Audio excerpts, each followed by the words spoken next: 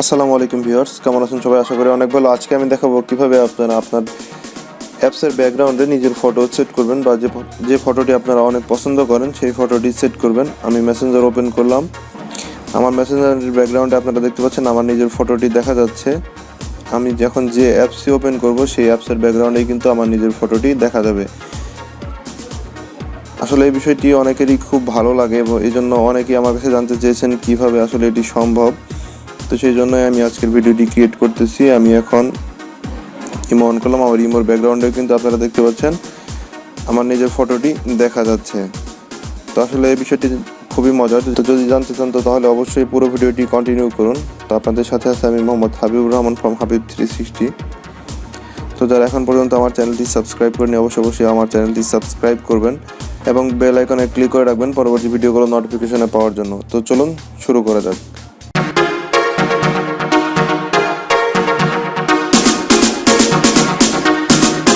Welcome again. তো এই কাজটি করতে হলে আমাদের একটি অ্যাপসের প্রয়োজন হবে।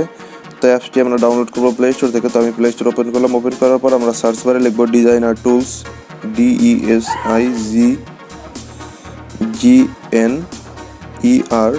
Space TOOLS।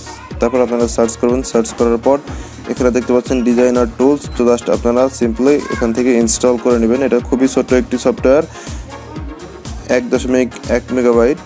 তো এটি খুব অল্প সময়ের মধ্যেই ডাউনলোড এবং ইনস্টল কমপ্লিট হয়ে যাবে।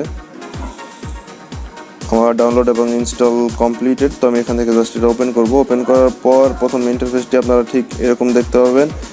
দেখার পর আপনারা এখানে যে প্লাস আইকন দেখতে পাচ্ছেন, দুটো প্লাস আইকন দেখতে পাচ্ছেন, একটা হচ্ছে পোর্ট্রেট আর একটা হচ্ছে ল্যান্ডস্কেপ।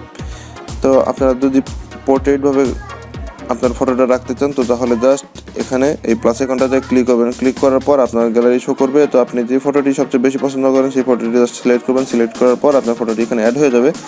তো তারপর এখানে দেখতে পাচ্ছেন মকআপ ওভারলে, এই অপশনটি আপনারা অন করে দেবেন। অন করার সাথে সাথে আরেকটি পারমিশন আপনাদের কিন্তু এখান থেকে দিয়ে নিতে হবে। তো আমি জাস্ট এটি দিয়ে নিলাম। দেওয়ার পর আমরা এখন এটা যে অপাসিটি আছে এটা একটু বাড়িয়ে নেব, নাহলে কিন্তু ফটোটা ভালোভাবে দেখা যাবে না। আপনারা দেখতে পাচ্ছেন আমার অপাসিটি বাড়ানোর সাথে সাথে আমার ফটোটি আস্তে আস্তে আরও ক্লিয়ারলি দেখা যাচ্ছে। তো আপনাদের যতটুকু ভালো লাগে ঠিক ততটুকু রেখে জাস্ট ব্যাক করবেন, তাহলে আপনারা তারপর যেখানেই যাবেন সেখানেই কিন্তু আপনার সেই ফটোটা দেখতে পাবেন। তো আমি যদি ফেসবুক অন করি, এখন কিন্তু আমার ফেসবুকের ব্যাকগ্রাউন্ডে এই ফটোটি অ্যাড হয়ে গেছে। তো তারপর আমি যদি মেসেঞ্জার ওপেন করি দেখবেন মেসেঞ্জারের ব্যাকগ্রাউন্ডেও কিন্তু আমার সেই ফটোটা দেখা যাচ্ছে। তো এই মজার বিষয়টিও একটি জায়গায় খুবই খারাপ লাগে, যখন আপনারা MX প্লেয়ার অথবা কোনো ভিডিও প্লে করবেন তখন কিন্তু এটা খুবই বিরক্তিকর হয়ে দাঁড়াবে। তো আপনারা যদি এটা অফ করতে চান তো তাহলে জাস্ট এই সফটওয়্যারটি ওপেন করবেন। ওপেন করার পর এখান থেকে এই মকআপ ওভারলে এই জিনিসটা অফ করে দিবেন। অফ করে দিলেই কিন্তু আপনারা আবার স্বাভাবিক পর্যায়ে চলে যাবেন। তখন আপনি কিন্তু আবার স্বাভাবিকভাবে সব কাজই করতে পারবেন এবং আপনার যখন ভালো লাগবে তখন জাস্ট সফটওয়্যারটি ওপেন করে এখান থেকে মকআপ ওভারলে করে দিবেন, তাহলে আপনার পিকচারটি আবার ব্যাকগ্রাউন্ডে দেখা যাবে। তো এই ছিল আমার আজকের টিউটোরিয়াল। যদি টিউটোরিয়ালটি ভালো লাগে অবশ্যই আপনারা লাইক কমেন্ট শেয়ার করবেন এবং এখন পর্যন্ত যারা আমার চ্যানেলটি সাবস্ক্রাইব করেন অবশ্যই আমার চ্যানেলটি সাবস্ক্রাইব করবেন। তো সবাই ভালো থাকবেন। কথা হবে পরের টিউটোরিয়ালে। আল্লাহ হাফেজ।